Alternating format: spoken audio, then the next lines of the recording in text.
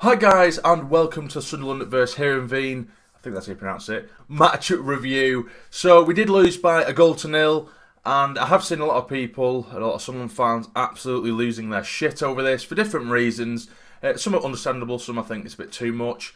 But all in all, our performance, it wasn't great. I think defensively we were very, very good. I think we're looking better and better defensively in that shape. But in the final third, we are so stale, and that is my biggest worry, and I think it's most fans' worry at the moment. But we'll quickly just go through it. So in goal we had John McLaughlin, we had Willis, Flanagan, and the other McLaughlin across the back three. We had Gooch as the right wing back, Hume as the left wing back. We had Leadbitter and McGeoch in the middle, and up top we had Grigg, Kimpioka, and Embleton. Embleton on the right, Kimpioka on the left, in the sort of interchange and stuff like that. So going into the game, I think people need to take into consideration that Heerenveen, they're a Premier League side in the Premier League, the Dutch Premier League side. That they're not a bad side. They compete with the likes of Ajax, Champions League finalists. Ajax. So it's not like we've just set ourselves up with a really shit team that we can just batter to make ourselves feel good about ourselves before the start of the season. This is a real, genuine test, and we certainly hold our own, or we held our own throughout the game. It's just that final third where we just lacked so drastically. For me, in the middle, we definitely need, if we're going to have someone like Leadbitter in the middle, you're going to need someone more energetic next to him, like a Robson, who eventually did come on, and I think he was fantastic. We did create the odd chance here and there, but for me, Grigg, he's just way off it. He is way off it, and I think we just need to be honest with it now. He's really disappointed, and I know it is only pre-season, and I'm not going to completely write him off, but I know people can argue, we don't get the service and this, that, and the other, or he doesn't fit our system, or Rush should suit him to, fit our system. I do get that, but at the same time, I think we need a striker, particularly in the formation, who can create things out of nothing. They can get themselves on the ball and make things themselves rather than having it to be handed on a plate for him. Because even, people are still saying, he's making good movement off the ball, but the ball isn't coming into him. I think maybe for the first month or two when he first arrived, I definitely saw that. I could see him making these intelligent runs, but we just didn't have the creative players to give it to him. But I think if we're completely honest, he's just been quite static. He just kind of walks around up top. Every now and then he might come deep, collect the ball and just pass it on, and just does the very simple stuff. But for 99% of his games that he's been with us, he has been anonymous, and we haven't really seen him. Whether that is just, I don't know, it's a confidence thing, whether it's whether it is the system that we're playing in, but that is a massive worry for me. We need someone up top who can cause problems off the ball as well as on it, and I think he makes it very easy for defenders, and just kind of walks, across that back line and makes it very easy. But going back onto the performance, like I say, defensively, we're looking stronger and stronger. In the midfield with Leadbitter and McGeoch, the two similar. Leadbitter was way off the pace. I think Leadbitter slowed the play down a bit too much. Maybe if you did have McGeoch and Robson in there, McGeoch can keep things ticking. Because although some people, he's very 50-50 cut on McGeoch. I think he's an excellent player. Some other people think he's absolutely terrible. But although he does only do the simple things, he does do it quickly, can shift the ball quickly. And that's what we need, and you have someone like Robson who is full of energy, who can burst forward as well. He makes forward passes, so you've got a bit of both there, and he puts in good challenges, Robson. So to have that energy and that passing movement around the middle, I think them two could link up potentially very well. Either McGeoch and Robson in the middle, or Power and Robson in the middle. I would like to see. Anyway, I think Leadbitter, he just slows the game down a bit too much for me, and it stops or puts a halt to any potential attack. But Hume, on the left side, I think he was okay. I think defensively definitely needs work, but that just shows in his inexperience. But going forward, he's a threat. Gooch on the right side, I don't think he's cut out to be a right wing back. He's definitely built for it. He's got the pace, he's got the strength, but I think his positional awareness isn't great defensively, which is, I suppose, only naturally going to happen, given he is naturally an attacking player. But at the end of the day, it was a Heerenveen goal that was an absolute world-class goal. Embleton, he was a bit soft in a challenge, and it rolled to a Heerenveen player. 30-yard out easy and belted it in the top corner, which McLaughlin was never going to save. So that's just what split us, really. We had some decent chances, the odd chance here and there, which, like I said, Embleton for me, I think that's a massive positive. He definitely looked very bright. Kimpioka, he definitely looks like he's improved. He's muscled out a bit. He's not as weak as he seemed to be last season when we did see him coming in and out the squad. But for me, again, it's simply a case of finding the right mix in that final third.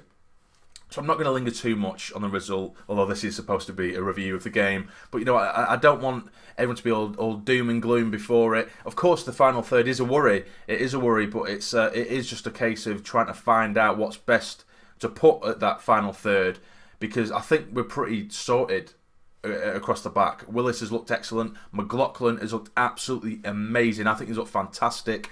Defensively, like I say, we look really good. And I think we need to find our best match, our best pairing in midfield if we are going to go with that with this formation with the wing backs. The two in midfield, it has to be, I'd say, like I say, Power and Dobson, or McGeoch and Dobson. I think Dobson is a starter. Maybe is it too early for him? Maybe, but when he did come on, he was definitely a shining light, and he brought us forward. He gave us the extra few yards forward, which is what we need basically. But I think we need to test out another striker. For me, and I've said it in the previous video, although, you know, he's not the best finisher or the best dribbler in the world, I'd try a lot more. But I know it sounds ridiculous, but only because he's got that pace, and although he isn't cracking on the ball, he's not the best decision maker. You know, he's not great at making decisions. He causes problems regardless of where he plays, Duncan Watmore, and maybe just to chuck him up top, it would be on his own or what, because sometimes we do resort to hoof it football, which is crap to watch, it's shit and it annoys me.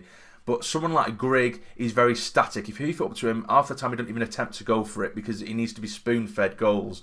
Whereas Watmore, he does run around, he runs around, he runs in behind, and he does cause problems because he is so direct with his running. So maybe trial that.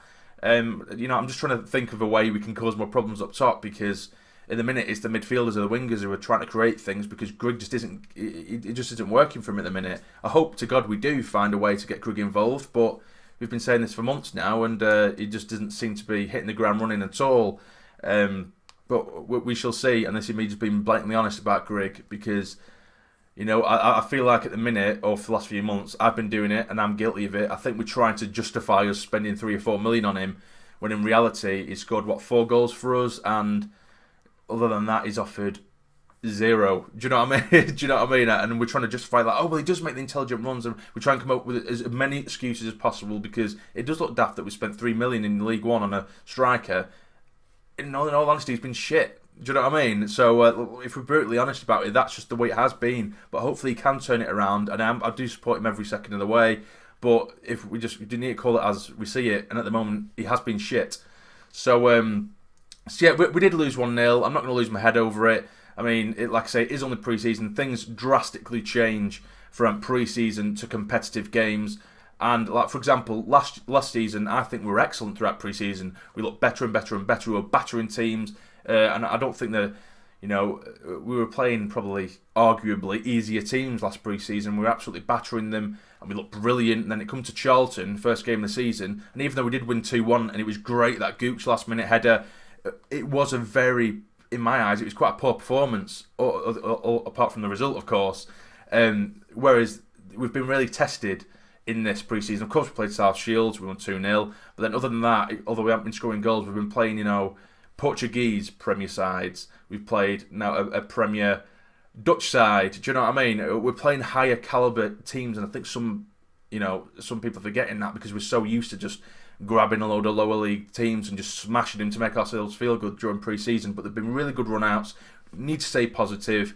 I just hope we do manage to find a system that works. Jack Ross has said that, you know, it's not the be-all and end-all. Like, this isn't the only formation we're going to use. We've trialled it a lot throughout pre-season, purely because he wants the players to have this option, and if needs be, and if it works well, he will go with this formation. It wouldn't surprise me if he did end up chopping and changing this formation a lot, or just changing systems a lot, which is good. It's good to have sort of a catalogue of systems, if you will, because if you know, it's if you only have a plan A, which is something we were screaming about last season. We felt like we only had one plan and we didn't have a plan B. So it's good that he is testing this out. I do like that from Ross.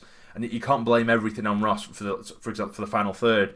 For example, he needs to test things out. He is trialing them, and it could just be the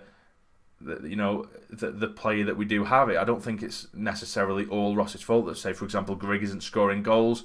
Maybe it's just Grigg. Maybe he just doesn't suit us in general, or he just generally hasn't been good enough. Which is, I think, is probably that. To be honest with you. Now, Stuart Donald has said that that if Jack Ross did want another 2 or 3 players, by all means, he could have them. We could go for them. But Jack Ross, on the other hand, has said that he doesn't expect any more additional players coming in before the beginning of the season, before the first game of the season. But Stuart Donald, of course, like I say, kind of goes against that and says, if he does desperately need it, if he does need it, then we will do it. But they are working off the one in, one out policy, really. But if we're desperate or we do really need players, then by all means we'll go for them. But for me, I think all in all we do need to stick with the positives. I don't want us to go into this season on a negative. And I do see plenty of positives. Defensively, we look so much better than last season. We look miles better. But it's just the attacking third now, which we were never cracking at last season. To be fair, we weren't brilliant. We were probably still on the same level, which isn't ideal. But defensively was a massive problem. Defence was a huge problem last year, and we looked great there. Now it's just a case of trying to sort that midfield and striking force out. So hopefully we do get that, and I'm sure when it comes to the first game of the season, we'll see a completely different performance as to what we've been seeing throughout pre-season. But that is it, guys. It did finish 1-0. We did lose 1-0, but let's try and stay positive. I know we're not scoring, but give it till the first game of the season. I promise you, we will see a different kind of performance.